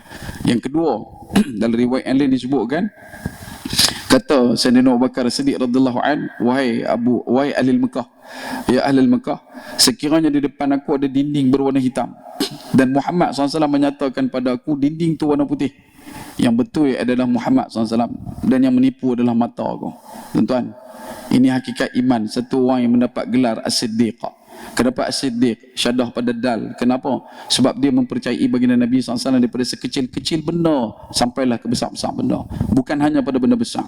Kalau benda besar kita akan panggil sadaqah. Sadaqah. Kerana itu Al-Quran bila kita baca, kita akan baca Sadaqallahul Azim. Kita tak baca Siddiqillah. Kita baca Sadaqallahul Azim. Sebab kemuliaan, kebesaran dan keagungan Al-Quran yang ada pada lantunan kalimullah yang kita sempat untuk baca. Tapi As-Siddiq dengan Nabi benda kecil sampai ke benda besar. Paling kecil pun dia percaya, paling besar pun dia percaya. Sebab itulah dapat gelar As-Siddiq. Maka Sayyidina Abu Bakar pun meninggalkan orang kafir Quraisy termasuk Abu Jahal yang ada di depan rumah dia. Dia pergi mendapatkan Nabi SAW. Sampai jumpa dengan Nabi, Sayyidina Abu Bakar berkata pada Nabi SAW, ya Rasulullah, segala apa yang kau sampaikan adalah benar. Dan tak ada satu pun tak benar. Cumanya di kalangan orang Quraisy ni ada yang baru balik daripada Masjidil Aqsa. Ada di kalangan mereka ni baru balik Masjidil Aqsa. Dan mereka masih lagi ingat bayang macam mana kedudukan keadaan Masjidil Aqsa. Maka diminta kepada Nabi SAW, boleh tak kalau dipanggil beberapa orang untuk bertanya tentang kedudukan dan keadaan Masjidil Aqsa sebulan yang lalu, sebab mereka baru balik. Maka Nabi kata silakan. Maka Sayyidina Abu Bakar turun cari mana-mana kafilah pedagang yang baru balik daripada kawasan Masjidil Aqsa, yang baru balik daripada Syam. Maka pakatlah berkumpul. Dan riwayat disebutkan berbelas orang. Maka diberitahukan kepada mereka ni, hampa pergi tanya dekat Muhammad SAW berkenaan dengan Masjidil Aqsa. Kalau dia jawab benda tu betul, apa jawab betul? Kalau dia jawab benda tu tak betul, kamu jawab kata tak betul. Tak ada masalah. Maka mereka pun bersetuju dengan perjanjian itu. Maka mereka pun bertemu dengan Nabi SAW dan bertanya pada Nabi SAW. Maka Nabi SAW menyatakan Allah Ta'ala tajallikan penampakan Masjidil Aqsa di depan Nabi SAW. Dalam satu riwayat dekat dengan kawasan rumah Uqail, di depan kawasan sedikit daripada Hijr Ismail. Kemudian Nabi SAW menceritakan satu demi satu persoalan yang ditanyakan. Nabi jawab tuntas, Nabi jawab jelas. Ditanya berkenaan dengan warna dinding kota Baitul Maqdis, ditanyakan kedudukan Masjidil Aqsa, berapakah pokok yang ada, apakah bangunan yang baru dinaikkan di kawasan berdekatan dengan Masjidil Aqsa. Nabi jawab satu demi satu demi satu. Orang kafir Quraisy yang tadi duk bergelak, berguling, duk tepuk tanah, terkejut dah mula menunduk muka. Yang bertanya pun sama juga, sebab mereka tak percaya Nabi pergi dalam satu malam. Tapi bila Nabi jawab satu-satu, mereka dengar Nabi jawab, mereka tunduk seorang demi seorang. Tersungkur segala bentuk kekafiran di depan Nabi SAW yang menyampaikan kebenaran. Sampailah habis. Orang yang beriman pada waktu itu pakat balik bangkit. Semua pakat bangkit balik kata, inilah Nabi kami, orang yang tidak pernah menipu. Dialah Al-Amin yang terpercaya. Dan beruntung kami sebab ikut Muhammad SAW. Padahal tadi masa awal hampa pun dah ruyuk lah, kan? Mereka pun dah pincang sebab mereka juga bangsa pedagang. Jadi bila mana dah jadi lagu tu, orang kafir Quraisy dah mula senyap, orang beriman juga sudah pun lega hati mereka. Sayyidina Abu Bakar kata selesai. Pada hari ini kamu semua ketahui betapa Muhammad SAW adalah orang yang memang sebenar-benarnya pergi ke Masjidil Aqsa dalam masa satu malam. Sebelum Nabi SAW nak meninggalkan mereka, Nabi berkata kepada kelompok kafir Quraisy, wahai Quraisy, Ketika dalam perjalanan aku di atas burak, aku melihat ke bawah dan dapati ada satu kafilah pedagang yang dalam perjalanan menuju ke kota Mekah. Mereka ini adalah pedagang daripada Syam. Dan kafilah pedagang ini, mereka ada bawa unta, mereka naik unta. Dan unta-unta yang dibawa untuk berdagang, dia ada kumpulan lah. Macam contoh dia ni, kumpulan dia unta ikat dengan tali warna merah. Nabi kata kumpulan tu, kepala unta mereka diikat dengan tali merah. Maksudnya geng merah. Ada unta yang diikat dengan color lain. Dia macam lori tanah juga. Hak ni kepala biru, ambil tanah belah juru. Hak ni kepala merah, dia pergi ambil belah penanti. Hak ni kepala kuning, dia ambil belah tikam batu. Dia bubuh lah stiker depan tu, beban. Dia bubuh stiker depan tu, jerung darat. Dia bubuh dekat situ, pilot bumi macam-macam lah. Hashtag kami tak amai, kami ada macam-macam. Nak abang kata geng lain lah. Jadi Nabi sebut, geng kafilah pedagang tu, kepala unta dia, unta yang jadi kepala tu diikat dengan tali warna merah. Dan kata Nabi lagi, ketika dalam burak, dalam perjalanan tu di atas burak, Nabi dapati kafilah pedagang ni telah kehilangan unta. Dan Nabi daripada burak view, daripada pandangan dari atas, Nabi tahu unta yang hilang tu duduk tak mana. Pun Nabi beritahu dekat kafilah pedagang ni, wahai fulan, sesungguhnya unta kamu yang hilang berada di lembah fulan. Pergilah kamu mendapatkan unta kamu. Dan kata Nabi lagi, Nabi beritahu mereka dengar perkataan aku dan mereka pergi ke tempat yang aku sebutkan dan mereka menjumpai unta mereka dan kemudian mereka kembali meneruskan perjalanan. Maka Nabi sebut lagi, Nabi kata kafilah pedagang ni akan sampai ke Mekah dalam masa 3 hari. Tentu cuba bayang, orang Mekah Quraisy tadi yang mula-mula buat muka sempoi, dia buat muka dahsyat depan Nabi SAW. Lepas tu dah kena sungkuk satu kali sebab Nabi sebut benda tu betul. Dan mai yang ketiga, satu tempeling besar yang menikam dada-dada mereka, menyebabkan mereka tak keruan dengan satu peringatan yang bakal menyebabkan mereka tersungkur sekali lagi, iaitu Nabi beritahu kafilah pedagang ni akan sampai lagi 3 hari. Orang yang beriman tak ada masalah sebab mereka berdiri pada titik amana rasulu bima unzila ilaihi min rabbih wal mu'minun. Mereka duduk dalam satu kelosa yang dinamakan sami'na wa ata'na. Nabi cakap betul ya, nak petikai apa. Hari ini kita duduk dalam keadaan yang diganggu benar tu. Bahkan sampai ke tahap ada orang yang usahakan untuk bawa dalam tampilan masyarakat dengan membawa satu kaedah faham Nabi ni manusia biasa. Bila kita dengar tu macam Allah, Nabi manusia biasa. Sedih ambil lah hadis. Nabi kata aku puasa dan aku makan, aku solat dan aku tidur. Nabi macam kita tak? Nabi punya biasa tak macam kita punya biasa. Masalahnya kita asal Nabi tu biasa macam kita punya biasa. Itu bahaya. Nabi punya biasa puasa Isnin Khamis. Kita punya tak biasa. Kita tak biasa puasa Isnin Khamis. Nabi punya biasa puasa Yaumul Bid. Kita tak biasa puasa Yaumul Bid. Nabi punya biasa istighfar 71 kali sehari. Kita jarang istighfar 70 ke 1 kali. Nabi punya biasa solat malam Nabi. Nabi akan solat sampai dalam riwayat sebutkan paling banyak 70 rakaat. Bengkak kaki Nabi. Kita 2 rakaat tu pun muka macam ngempuk ke nak bangkit. Bukan sinilah belah Burkina Faso kan. Nak bengkak kaki ya solat, tak ada. Baru ni saya pergi dekat satu tempat, ada kita solat bengkak kaki, tak tahu ada 2 orang kat tangan. Risau kita. Tanya pasal apa bengkak kaki? Dia kata goat. Elok goat memang bengkak Kalau kita tapi cucuk tak bengkak ubat. Tak ada kita nak solat bengkak kaki. Kita gerak anak kita bangkit, bengkak lagi dah. Kan?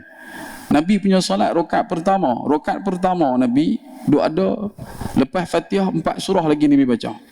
Satu ketika di waktu Huzaifah Al-Yamani solat belakang Nabi SAW, dia kata dia pergi masjid Nabi baru mula solat tahajud.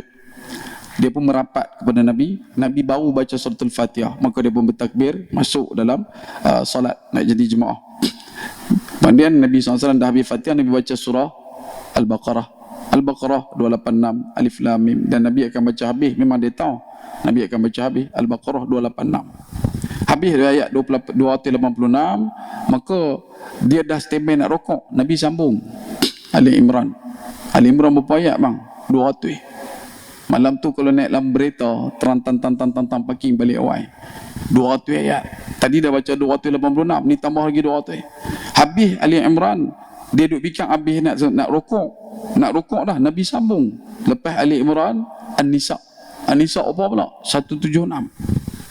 Habis An-Nisa dia kata okey lah, mungkin rokok dia kot. Tak, Nabi sambung Al-Maidah.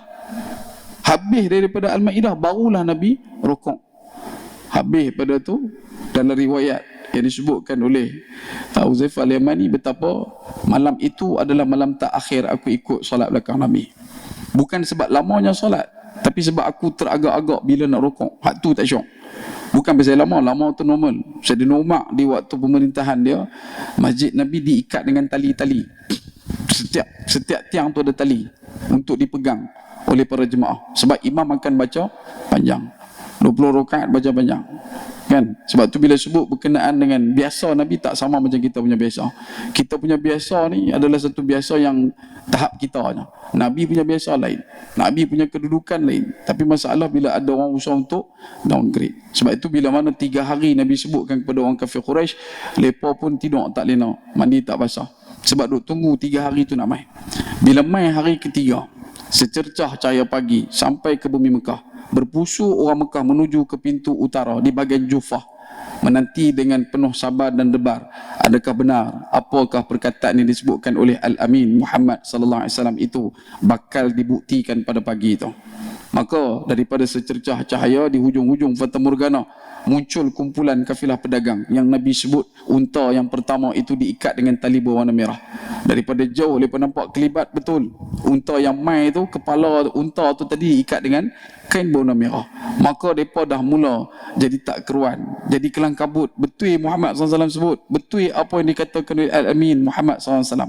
Maka bila dah kafilah pedagang tu semakin mendekat, mereka meluru pi berkumpul di keliling kafilah pedagang, dan persoalan demi persoalan ditanyakan. Adakah kamu pedagang daripada Syam? Ya. Adakah kamu dalam perjalanan kamu telah kehilangan unta kamu? Ya. Adakah ketika kamu hilang unta kamu mendengar satu suara menyatakan kepada kamu unta kamu berada di tempat sekian-sekian? Ya. Dan kamu mendengar suara itu? Ya. Dan kamu jumpa unta kamu? Ya. Dan kemudian kamu datang balik dalam perjalanan kamu datang ke Mekah? Ya. Soalan dia, suara siapakah itu? Dia pun beritahu, manalah kami nak tahu, kami cuma dengar suara. Dan kami memang ikut suara tu, dan kami jumpa balik unta kami settle. Hang nak tahu tak suara siapa tu? Siapa punya suara tu? Itulah suara Muhammad sallallahu alaihi wasallam. Orang Quraisy seronok sebab Nabi punya suara didengar oleh kafilah tu, dan benar tu membungkam dan menerkam setiap jajahan takluk ketidakpuasan hati orang kafir Quraisy kepada Nabi SAW. Namun walaupun begitu punya pembuktian dalil yang Allah Ta'ala tandakan linuriyahu min ayatina dalam surah Al-Isra ayat pertama itu, bagi orang yang tidak mahu beriman, mereka tetap juga tidak mengucapkan kalimah la ilaha illallah Muhammad Rasulullah. Sebab itu dalam bab kita nak memahami konsep tentang Isra wal Mi'raj, yang pertama kita dah sebutkan tadi pada tuan-tuan, mesti ditandakan dengan nilai kekukuhan iman, bukan dengan pengukuhan ilmu semata-mata. Sebab ramai orang yang mengkaji, kita tak menolak ada orang kaji ramai. Sebagai contoh Buraq yang selalu kita sebutkan. Buraq ni kata ulama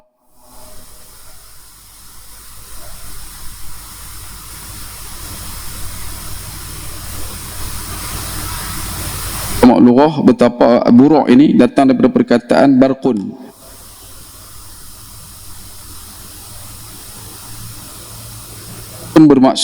Barqun bermaksud kilat. Lama kan ni dia kata. Bateri habis.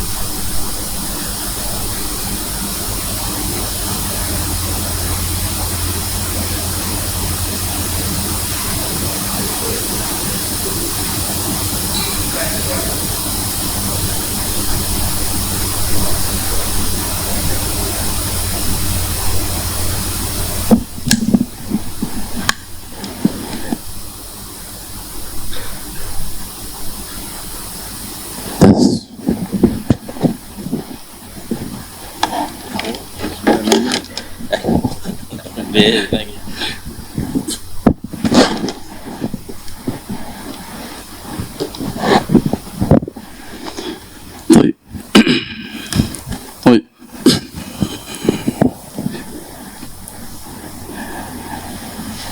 Sebagai ulama mengatakan buruk itu datang dari kalimah barqun. Barqun pada tandaan dalam Quran adalah kalimah daripada buruk, daripada kalimah barqun. Buruk daripada kalimah barqun.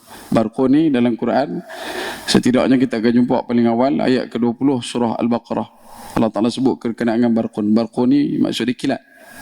Kilat menggunakan kelajuan cahaya. Cahaya pula kelajuannya 300,000 km. Kilat setengah 150,000 km. Untuk berapa lama? 1 saat. Jadi kalaulah kata satu orang profesor daripada UTM atau Dr. Insinyur Ismail, dia beritahu kalaulah buruk itu hanya menggunakan kelajuan barqun, kelajuan kilat, maka dia kena mengambil masa kurang lebih 8 jam untuk sampai ke planet Pluto. Siapa orang sembang 3 bisa sampai planet Pluto? Tak nak kan? Tu yang saya beritahu Pluto, saya tak cerita bab Padang Serai. Jadi kita ni yang takat tahu Padang Serai, Changlun, Sanglang. Hak ni Nabi sebut tu berkenaan dengan peristiwa yang benda membakar dan juga membelah setiap daripada dimensi. Kalau dia sebut kat situ. Sebab tu kalau berkenaan dengan benda yang sama, Syekh Muzaffar juga dia meletakkan Nabi pakai apa ketika nak naik langit. Pakaian apa Nabi pakai? Sebab pada setiap tujahan untuk melepasi lapisan atmosfera, dia kena satu kekuatan bahan api tertentu untuk bergerak. Kalau tidak, tak boleh nak lawan satu benda yang menarik manusia kekal berada di bumi, iaitu graviti. Teknologi yang disebutkan hari ini, yang digunakan untuk bawa roket dan sebagainya, memiliki kemampuan halaju mencecah 28,000 km sejam. Baru boleh lawan tarikan graviti. Kalau tidak, dia tak cukup momentum untuk keluar. Dan Nabi bergerak ke langit itu naik apa?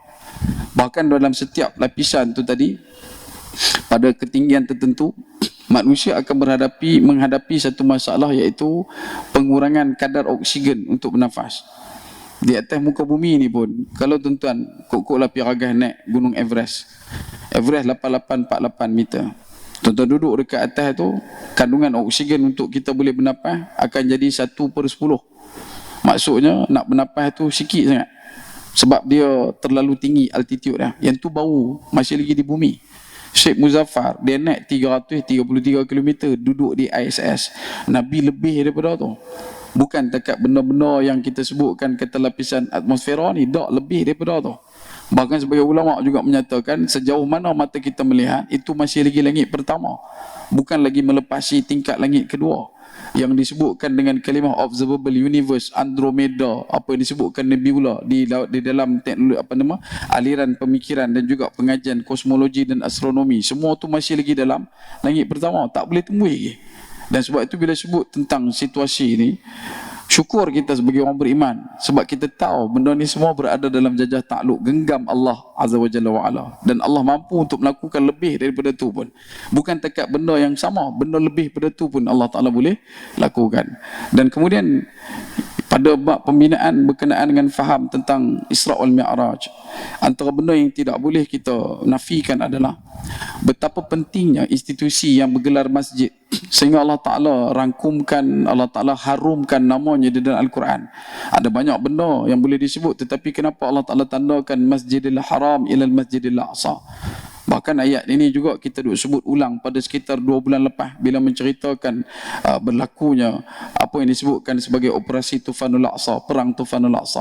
Nak abang kata allazi barakna haulahu linuriyahu min ayatina, betapa berkatnya tanah di Masjidil Aqsa itu sehingga kan berlaku banyak benda-benda mukjizat yang begitu besar. Kan itu tak jadi pelik bila mana Masjidil Aqsa digelar sebagai al-ardu mahsyar wa ma'syar, iaitu tempat yang bakal menjadi padang mahsyar, pengumpulan manusia, dan disitulah juga akan dikoyaknya dimensi kehidupan dunia untuk pergi ke satu alam yang lain. Dan disitulah juga kita dapati betapa nanti di waktu mendekat pada kiamat, bila mana Nabi Isa AS diturunkan oleh Allah Azza wa Jalla ke atas muka bumi ini, maka seawal-awal waktu solat yang akan didirikan oleh Nabi Isa AS adalah di Masjid Al-Aqsa. Dan sebab itu bila sebut berkenaan dengan Masjidil Haram ila Masjidil Aqsa, sejauh mana kita rasa teringin nak pergi Masjidil Haram, sebesar itu jugalah teringinnya kita kena ada dalam diri nak pergi ke Masjidil Aqsa. Kata ulama, kenapa ditandakan dalam sabda Nabi SAW, jangan kamu bersusah payah untuk pergi ke mana-mana tempat melainkan ketiga masjid. Masjid pertama Masjidil Haram, kedua Masjid Nabi, ketiga Masjidil Aqsa. Kerana tiga tempat ni kata ulama, kalau pergi Masjidil Haram, di situ tempat untuk kita renew, reset, memperbaharui kehambaan kita pada Allah. Orang bila pergi Masjidil Haram, selalunya bila sampai dekat sana dia nampak Kaabah, dia automatik akan mengalirkan air mata. Dia akan menangis. Menangis dia ni bukan menangis sebab berkelahi dengan bini tak. Bukan menangis pasal ada orang pijak kaki tak. Bukan menangis pasal anak tak dengar cakap tak. Dia menangis sebab dia rasa dia tu hamba Allah Subhanahu Wa Taala. Bukan disebabkan makhluk, bukan disebabkan dunia, tetapi disebabkan Allah Azza wa Jalla wa Ala. Dekat situ kita kena tahu Kaabah ini, Masjidil Haram ni ada miliki nilai untuk reset kita punya rasa kehambaan. Kenapa Masjid Nabi? Sebab setiap orang yang sampai ke Masjid Nabi, bila masuk saja batas Madinah, dia akan mula melantunkan kalimah selawat ke atas baginda Nabi sallallahu alaihi wasallam. Rasa cinta, rindu, dendam, taram, kasih dekat Nabi SAW akan semakin membuak-buak dan menggelegak dalam diri. Dan pastinya bila mana nak mendekat Masjidil Nabi SAW, lepas daripada balik Masjidil Nabi SAW, maka dia akan semakin meneruskan kalimah selawat ke atas Nabi SAW. Rasa untuk reset balik nilai keumatan itu, umat Nabi SAW. Dan kenapa Masjidil Aqsa? Masjidil Aqsa ni ditandakan kerana di situlah berlakunya tempat untuk kita renew kita punya jihad. Siapa yang sempat pergi Masjidil Aqsa, dia akan rasa untuk kembali berjihad. Kenapa? Dia akan tahu betapa sukarnya umat Islam duduk di bawah cengkaman kelompok-kelompok yang tidak beriman kepada Allah Subhanahu Wa Taala. Bagaimana yang mereka lalui sampai hari ini. Kita sampai ke tahap dah bukan melugai, tapi dah jadi mual dengan benda yang dah dilakukan. Bahkan kita juga muak dengan tindakan daripada segenap masyarakat yang ada di dunia yang tidak boleh melakukan apa-apa sokongan ataupun bentuk pertolongan kepada saudara kita di Gaza. Dan sampai ke hari ini juga, adakah tuan-tuan maklum, tanah-tanah di Gaza sudah pun dilelong jual kepada kelompok penduduk haram di kalangan Yahudi untuk diduduki oleh mereka selepas daripada beberapa waktu, setidaknya sebelum bulan April. Dan benda ni adalah satu benda yang nyata. Dan kenapa disebutkan Masjidil Aqsa di dalam ayat berkaitan dengan Isra, nak ditandakan betapa setiap kali kita melakukan solat, kita kena ingat Masjidil Haram. Setiap kali kita melakukan solat, kita kena ingat Masjidil Aqsa. Kenapa? Dua-dua itu adalah watak yang dikenal sebagai kiblat. Hari ini Masjidil Haram adalah kiblat kita, Kaabah. Tetapi sebelum Masjidil Haram, Kaabah menjadi kiblat, umat ini pernah bersolat menghadapkan wajah mereka ke Masjidil Aqsa, paling tidak pun selama 17 bulan itu. Sebab itu antara kepuasan yang terakhir untuk saya sebutkan kepada tuan-tuan, ketahuilah betapa orang yang meneladani peristiwa Isra Al-Mi'raj dengan rasa faham dan juga cenderung kehambaan kepada Allah Subhanahu Wa Taala, dia akan menjadi satu orang yang mengetahui betapa dia adalah manusia yang bersifat penuh dengan keterbatasan. Setinggi mana pun ilmu kita, sehebat mana pun kemampuan faham kita, kita takkan boleh mampu untuk mengalahkan apa yang dimiliki dan dilakukan oleh Allah Azza wa Jalla wa Ala. Kita ini cuma duduk dalam tingkat mumkinul wujud, Allah wajibul wujud. Kita ini datang daripada nuqtatul wahidah, iaitulah daripada ruh minallah, daripada Allah Azza wa Jalla wa Ala. Dan selama mana kita duduk tunduk dalam hidup kita berkiblatkan dengan keilmuan, pastikan kita kena ada rasa ilmu aku ini adalah ilmu yang hanya secebis sahaja nak dibandingkan dengan apa yang dimiliki oleh Allah Azza wa Jalla wa Ala. Dan sebab tu juga bila kita sebut tentang Isra wal Mi'raj, selama mana kita pada hari ini yang duk sebut tentang ketinggian teknologi dan sebagainya, maka kita kena tahu teknologi kita ni tak boleh pergi ke mana. Yang paling besar adalah Allah. Segala apa kekuatan, kemampuan dalam dunia ni kita kena kalahkan. Sebab dengan rasa kalah itulah kita baru menempat diri kita sebagai orang Islam. Sebab apa maksud Islam? Islam bermaksud serah diri. Serah diri dalam bahasa Inggeris bermaksud surrender. Surrender bermaksud kalah. Bila kita sedar kata kita kalah dengan Allah, masa itulah kita baru menjadi orang yang benar-benar berserah kepada Allah Subhanahu wa taala. Sebab itu tuan-tuan, dalam kunjungan yang terakhir ini pada kita sempat kongsikan dengan tuan-tuan yang mulia, maka akhir kalam yang kita nak usah untuk kita simpulkan adalah kembalilah bertakwa kepada Allah Subhanahu wa taala dengan sebenar-benar takwa. Jangan pernah kita meletakkan rasa kehebatan pada diri, kerana telah pun ditampilkan kepada kita kelompok-kelompok terdahulu yang telah Allah Taala tenggelam benamkan dengan segala bentuk kehinaan dikarenakan oleh mereka itu orang yang terlalu berkiblatkan kepada dunia. Jadi dalam ruang yang terakhir yang kita sempat sebutkan, berusahalah kita untuk sama-sama menyambung silaturahim di kalangan kita, dan dalam masa yang sama juga kita berusaha untuk menjadikan rumah Allah sebagai satu tempat penyatu paduan umat, tempat memanjangkan silaturahim, tempat untuk meraihkan semua golongan. Dan takat tu perkongsian. Kalau kata dalam ceramah ini saya sebut, kalau ceramah ni orang mula tengok 3 muka, hang kena berhenti. Nombor 1, tengok muka jam. Kalau di tengah ceramah ada orang tu duk tengok muka jam tu, kita mau berhenti bang. Itu lama. Yang kedua, dia tengok muka pintu. Tengah ceramah dia tengok muka pintu. Yang tu pun mau berhenti. Kawan nak pergi kencing dengan barang. Yang ketiga, dia mula tengok muka kawan dia. Hak ni lagi dahsyat. Dia tengok muka kawan dia angkat kening. Kawan dia pun tahu nasi goreng paprik. Tak bangun, tapi dia buat kening. Kawan dia pun balas balik. Ayak tu limau, dia tahu kan. Jadi kalau dah tengok muka tu, kita kena berhenti ya. Yang mana tidur, alhamdulillah tak ada. Kalau kata dia tidur, tadi saya nak baca satu kalimah. Kalimah ni boleh baca bila masa pun. Tengah-tengah kuliah, baru 30 minit, ada kawan tu lena dah, duduk sanak-sanak melenggak lena tu. Kita baca kalimah ni, orang tu akan jaga. Kalimah dia apa dia? Wabillahi taufiq wal hidayah. Wassalamualaikum, dia nanti bangkit. Habis dah, habis pun hang lah lena. Ustaz tu nak zamun pasal tengok orang tidur, ustaz tu baca kalimah tu, hang pun jaga. Jadi moga-moga takat tu perkongsian. Mohon maaf masa tuan-tuan, terima kasih atas perhatian. Saya mohon halal masa yang diberikan. Dan kalau ada kekasaran bahasa tu dibicara telajak kata terasa di mana-mana, saya minta maaf banyak dari hujung rambut sampai hujung nyawa. Jika buat kerabu perut, jangan diperah 5 perut. Kalau baik tolong diikut, kalau buruk jangan diturut. Kalau ada kebaikan tolong sebar-lebarkan, kalau ada keburukan mohon tolong jauhkan. Bak kata pepatah, sedap makan dikunyah-kunyah, sedap kata diulang-ulang. Terang malam bulan purnama, puteri raja membaca hikayat. Walau tak lama masa bersama, moga dikenang sepanjang hayat. Saya doakan tuan-tuan semua insya-Allah berada dalam syurga Allah Subhanahu wa taala insya-Allah. Amin. Saya doakan tuan-tuan semua masuk syurga. Amin.